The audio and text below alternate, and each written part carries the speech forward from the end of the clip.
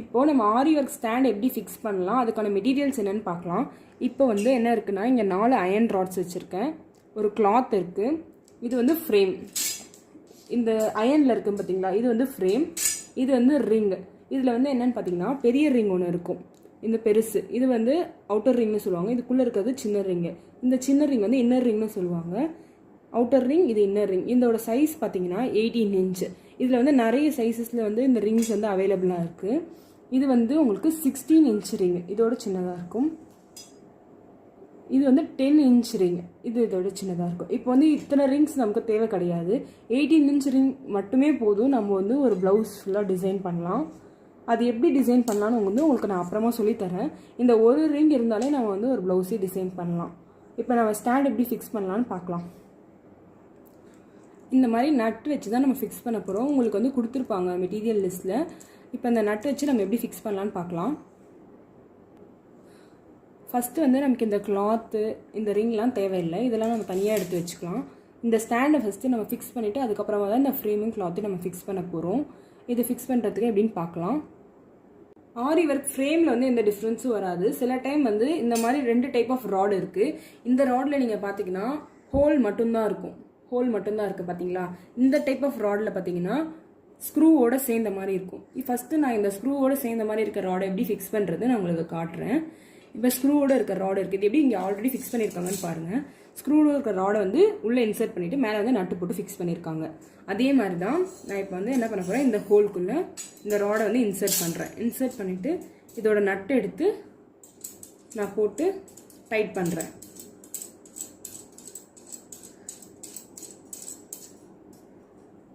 ஓகேங்களா, டைட் பண்ணிவிட்டு இந்த மாதிரி கீழே வந்து நம்ம இந்த ராட் இருக்குங்களா, இதே மேலே இருக்கிறதையும் நம்ம நல்லா டைட் பண்ணிங்கன்னா இந்த இடத்துல ஃபிக்ஸ் ஆகிடும். 4 சைடும் நம்ம வந்து ஃபிக்ஸ் பண்ணுறோம். ஓகேங்களா, இது வந்து ஹோல் மட்டும் இல்லாமல், சாரி, இதில் வந்து ஸ்க்ரூ மட்டும் இருக்கிற ராடு இது. இப்போ நம்ம ஹோல் மட்டும் இருக்கிற ராடு எப்படி ஃபிக்ஸ் பண்ணலான்னு இப்போ நான் காட்டுறேன். இது வந்து வித்தவுட் ஸ்க்ரூ இருக்கிற ராடு. இதில் வந்து என்ன பண்ணணும்னா, ஃபஸ்ட்டு இந்த மாதிரி வந்து உங்களுக்கு நட் அண்ட் ஸ்க்ரூ கொடுத்துருப்பாங்க. இதை வந்து நீங்கள் ரிமூவ் பண்ணி வச்சுக்கோங்க. இந்த மாதிரி இருக்கும், இது நீங்கள் ரிமூவ் பண்ணி வச்சுக்கோங்க.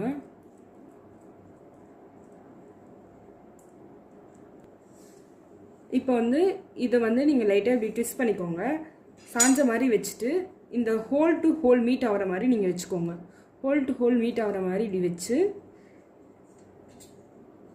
இதில் வந்து நீங்கள் இந்த ஸ்க்ரூ வந்து நம்ம இன்சர்ட் பண்ண போகிறோம். இந்த ஸ்க்ரூ வந்து எப்படி இன்சர்ட் பண்ணால் மேலே வந்து இந்த கேப் இருக்குங்களா, இது வந்து இந்த ஹோலுக்கு மேலே வரணும், கீழே போட்டுறக்கூடாது. நீங்கள் இப்போ மேலே போடணும். இதில் ஃபிக்ஸ் பண்ணிவிட்டு திருப்பி இதுலேயும் இன்சர்ட் பண்ணுங்கள். இன்சர்ட் பண்ணிவிட்டு நல்லா வந்து மேலே போட்டு இப்போ நீங்கள் இந்த வச்சு டைட் பண்ணணும். மேலே தான் நீங்கள் டைட் பண்ணணும். ஓகேங்களா,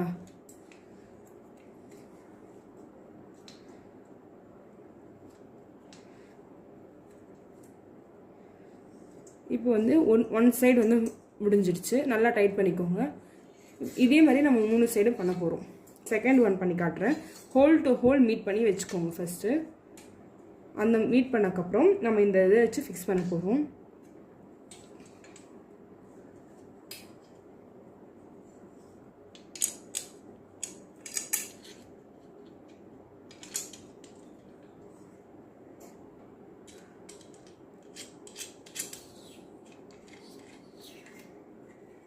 மேலே வந்து டைட் பண்ணிக்கோங்க.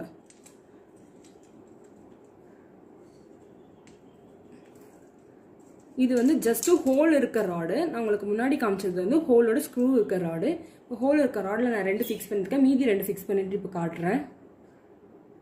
இப்போ லாஸ்ட்டு ராடு நான் ஃபிக்ஸ் பண்ண போகிறேன்.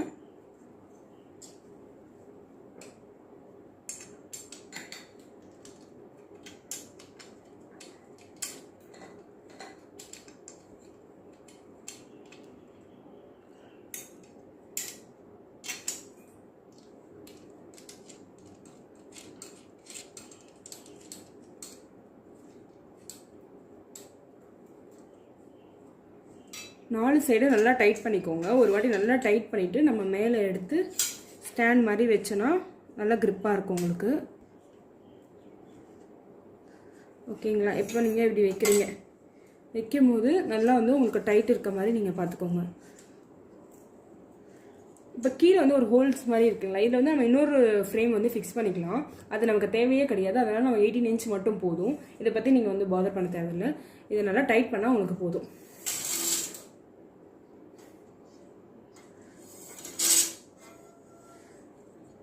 இந்த மாதிரி தள்ளி தள்ளி டைட் பண்ணிக்கோங்க. இப்போ நல்லா டைட் ஆகிட்டு எல்லாமே ஈக்குவலாக வந்து நிற்குதான்னு பாருங்கள். ஒன்றும் ஆடி அசைஞ்சிருக்கக்கூடாது. நல்லா வந்து ஈக்குவலாக இருந்துச்சுன்னா நம்ம வந்து ஃப்ரேம் இப்போ ஃபிக்ஸ் பண்ணலாம். இது மேலே எல்லாத்துலேயும் பாருங்கள், இதான் முக்கியமான விஷயம். இந்த இடத்துல வந்து ஸ்க்ரூ வந்து உங்களுக்கு மேலே இந்த மாதிரி வெளியே தெரியணும். தெரியுதுங்களா? ஏன்னா நம்ம இது மேலே தான் அந்த ஃப்ரேம் கொண்டு வந்து ஃபிக்ஸ் பண்ண போகிறோம். இந்த இடத்துல உங்களுக்கு ஸ்க்ரூ தெரியும். இந்த நட்டு வந்து கீழே போயிருக்கும், கொஞ்சம் ஸ்க்ரூ வந்து மேலே தெரியும். இது மேலே தான் நம்மளால ஃப்ரேம் வந்து ஃபிக்ஸ் பண்ணனா இதுக்கு ஈக்குவலாக இந்த இடத்துல வரும். ஃப்ரேம் இப்போ இங்கே ஃபிக்ஸ் பண்ணுறோன்னா இதுக்கு ஈக்குவலாக இங்கே வரும். இப்போ நம்ம ஃப்ரேமில் வந்து கிளாத் எப்படி ஃபிக்ஸ் பண்ணலான்னு இப்போ நான் காட்டுறேன். ஸ்டாண்டு ரெடி ஆகிடுச்சு. இது வந்து வெறும் ஜஸ்ட் ஹோல் இருந்த ராடு, அதுலேருந்து நம்ம ஸ்க்ரூவோட நட்டு ஃபிக்ஸ் பண்ணியிருக்கோம். இது வந்து ராட்லேயே ஸ்க்ரூ இருக்கும், நம்ம நட்டு ஃபிக்ஸ் பண்ணி ஸ்டாண்டு ரெடி பண்ணியிருக்கோம். 2 டைப் ஆஃப் ஸ்டாண்டு இருக்குது. இது மேலே நம்ம ஃப்ரேம் வைக்க போகிறோம். அதில் எப்படி கிளாத் ஃபிக்ஸ் பண்ணி ஃப்ரேம் செட் பண்ணலாம்.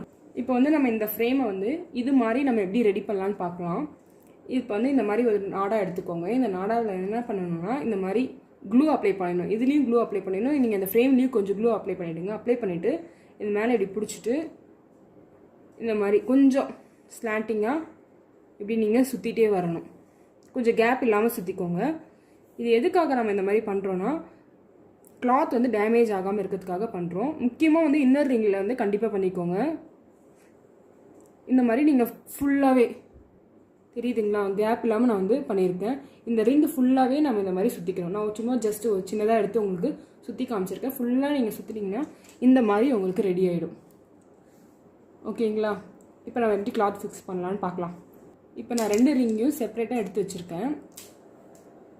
ரிங்கில் நீங்கள் வந்து டிஃப்ரென்ஸ் பார்த்தீங்கன்னா அவுட்டர் ரிங்கில் வந்து உங்களுக்கு ஒரு மாதிரி ஸ்க்ரூ கொடுத்துருப்பாங்க. இன்னர் ரிங்கில் அந்த மாதிரி இருக்காது, ஜஸ்ட் ஒரு ரிங் மாதிரி தான் இருக்கும். இதில் வந்து உங்களுக்கு ஸ்க்ரூவோட சேர்ந்த மாதிரி இருக்கிறது அவுட்டர் ரிங்கு.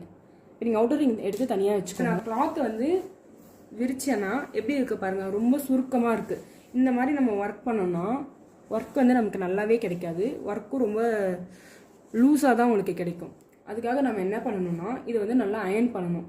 இது வந்து ஒரு பிரைடல் ப்ளவுஸோட கிளாத்ன்றதால நம்ம வந்து இதே மாதிரி இது மேலே அயர்ன் பண்ணோம்னா டேமேஜ் ஆக வாய்ப்பு இருக்குது. அதுக்காக நம்ம என்ன பண்ணலாம்னா ஒரு A4 ஷீட் எடுத்துக்கோங்க.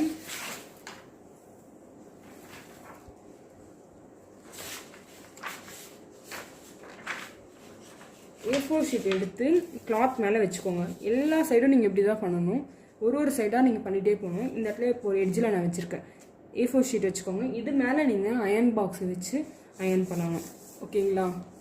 இது மேலே அயர்ன் பாக்ஸ் வச்சு அயர்ன் பண்ணிங்கன்னா உங்களுக்கு வந்து இந்த இடத்துல வந்து நல்லா வந்து உங்களுக்கு அயர்ன் பண்ண மாதிரி இருக்கும். இதே மாதிரி எல்லா சைடும் நீங்கள் அயர்ன் பண்ணிகிட்டே போகணும். அயர்ன் பண்ணிட்டு தான் நீங்கள் வந்து ஃப்ரேமில் வந்து ஃபிக்ஸ் பண்ணணும். ஓகேங்களா? இப்போ வந்து நான் கிளாத் வந்து அயர்ன்லாம் பண்ணலை, ப்ராக்டிஸ் தான் பண்ண போகிறோன்னு.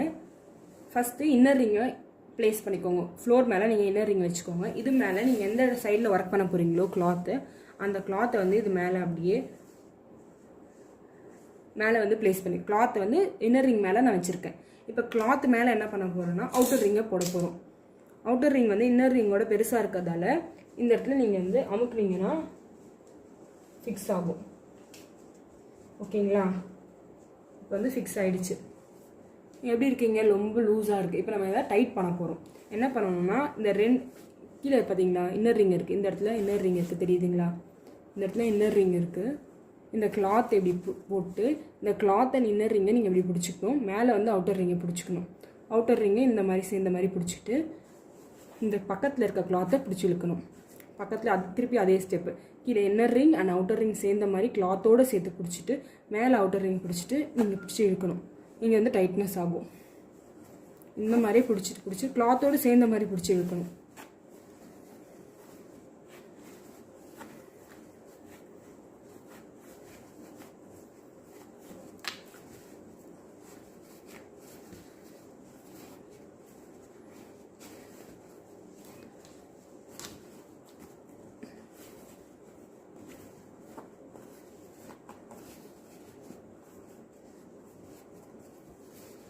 நீங்கள் எங்கே லூஸாக இருக்கோ அந்த இடத்துலையும் வச்சு நீங்கள் டைட் பண்ணிக்கலாம். இப்போ நீங்கள் பார்க்குறீங்க இந்த இடத்துல உங்களுக்கு லூஸாக இருக்குது அப்படின்னு தோணுச்சுன்னா டேரெக்டாக இந்த இடத்துக்கு வந்துட்டு நீங்கள் டைட் பண்ணிக்கலாம். கிளாத் பொறுத்து உங்களுக்கு டைட்னஸ் ஆகும். நல்ல கிளாத்தாக இருந்துச்சுன்னா உங்களுக்கு ஈஸியாக டைட் ஆகும். அவங்க எப்படி நூல் நெஞ்சிருக்காங்கன்றதை பொறுத்து உங்களுக்கு டைட்னஸும் இருக்குது. நான் டைட் பண்ணிகிட்டே வரேன். இந்த இடத்துல உங்களுக்கு ஸ்க்ரூ கொடுத்துருக்காங்க இல்லையா, அந்த ஸ்க்ரூ வந்து நீங்கள் லைட்டாக இந்த மாதிரி நீங்கள் இங்கே டைட் பண்ண இந்த இடத்துல நீங்கள் வந்து லைட்டாக டைட் பண்ணிக்கிட்டே வரலாம். அப்போ கொஞ்சம் ஸ்டிஃப்னஸ் உங்களுக்கு கிடைக்கும். இப்போ மேக்ஸிமம் நான் வந்து டைட் பண்ணிட்டேன். இப்போ நீங்கள் வந்து நான் கரெக்டாக டைட் பண்ணியிருக்கேன்னா ஸ்டிஃபாக இருக்கான்னு கண்டுபிடிக்கணும்னா இந்த மாதிரி நீங்கள் வந்து ஜஸ்ட் இப்படி பண்ணிங்கன்னா சவுண்டு கேட்குதுங்களா, அப்போ இந்த மாதிரி சவுண்டு கேட்டுச்சுன்னா நல்லா டைட்டாக இருக்குன்னு அர்த்தம். பட் நீங்கள் இதுக்கும் செக் பண்ணிக்கோங்க. இந்த மாதிரி சைஸில் பார்த்துட்டே வந்தீங்கன்னா லூஸ்னஸ் தெரியும். இந்த இடத்துல பார்த்தீங்களா லூஸாக இருக்குது. இப்போ நான் இந்த இடத்துல டைட் பண்ண போகிறேன்.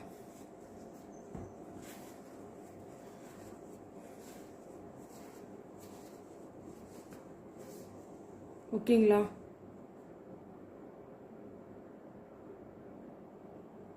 ஸ்டாண்டு வந்து இங்கே இருக்குது. இப்போது இதில் பார்த்தீங்கன்னா இந்த இடத்துல ஸ்க்ரூவோட எட்ஜ் இருக்குது. இந்த எட்ஜு மேலே தான் நம்ம இந்த ஃப்ரேம் இருக்குங்களா, இந்த ரிங் இருக்குங்களா, இந்த ரிங்கோட இன்னர் சைட் ஆஃப் கீழே பார்த்தீங்கன்னா இந்த இடத்துல இன்னர் ரிங் இருக்குது. இந்த இடத்துல இன்னர் ரிங் இருக்குங்களா, இந்த இடத்துல இந்த இன்னர் ரிங்கை வந்து நம்ம இது மேலே வைக்க போகிறோம். மேலே வந்து அவுட்டர் ரிங் இருக்குது, கீழே வந்து உங்களுக்கு இன்னர் ரிங் இருக்குது. கீழே வந்து இன்னர் ரிங் இருக்குது. இந்த இன்னர் ரிங்கை வந்து நம்ம இது மேலே ஃபிக்ஸ் பண்ண போகிறோம். 4 சைடும் இருக்க ஸ்க்ரூ மேலே நம்ம இன்னர் ரிங்கை ஃபிக்ஸ் பண்ண போகிறோம். இப்போ ஃபிக்ஸ் பண்ணிட்டதுக்கப்புறம் உங்களுக்கு ஃப்ரேம் வந்து இப்படி தான் இருக்கும். நல்லா டைட்டாக இருக்கான்னு ஒரு வாட்டி செக் பண்ணிக்கோங்க. தட்டி பார்த்தீங்கன்னா சவுண்டு கிடைக்கும். இப்போது சைடில் வந்து கிளாத்லாம் வந்து உங்களுக்கு இந்த மாதிரி டிஸ்டர்பன்ஸாக இருக்க மாதிரி இருந்தால் இதெல்லாம் நீங்கள் எடுத்து ஒரு கிளிப் மாதிரி போட்டுக்கலாம். கீழே சைடில் வந்து கிளாத் தொங்குது, இந்த மாதிரிலாம் தொங்கும் உங்களுக்கு. அதில் உங்களுக்கு டிஸ்டர்பன்ஸாக இருக்குன்னு தோணுச்சுன்னா நீங்கள் ஒரு கிளிப் மாதிரி போட்டுக்கோங்க. போட்டிங்கன்னா உங்களுக்கு கேப் வந்து கீழே வந்து உங்களுக்கு ஃப்ரீயாக இருக்கும். ஓகேங்களா? இந்த மாதிரி இப்போ வந்து நம்ம இதில் வந்து ஒர்க் ஸ்டார்ட் பண்ணலாம். ஆரி ஃப்ரேம் எப்படி ஃபிக்ஸ் பண்ணுறதுன்னு பார்த்துருப்பீங்க. இந்த கிளாஸ் உங்களுக்கு முடிஞ்சிருச்சு. நெக்ஸ்ட் கிளாஸில் நம்ம பார்க்கலாம்.